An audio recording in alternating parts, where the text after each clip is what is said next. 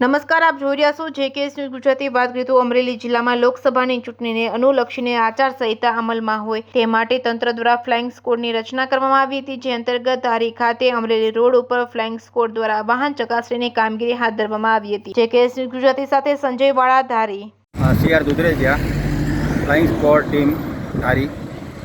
અત્યારે હાલમાં લોકસભા ચૂંટણીની આચારસંહિતા અમલમાં આવી ગઈ છે સરકારશ્રી દ્વારા. એના અનુસંધાને આપણે દરેક એસી વાઇઝ જે ટીમો અને સરકારશ્રી દ્વારા નિયુક્ત કરવામાં આવી છે તેમાં ફ્લાઇંગ સ્કોડો અત્યારે આપણી એક્ટિવ થઈ ગયેલ છે.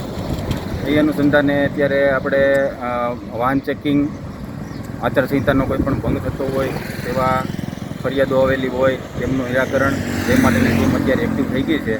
અને તમામ એસી વાઇઝ તમામ ટીમો એમના નિયત સમયગાળા દરમિયાન કોન્સ્ટેબલો, કેમેરામેન અને એક એક્ઝિક્યુટિવ મેજિસ્ટ્રેટ સાથે આ ટીમો અત્યારે કાર્યરત છે.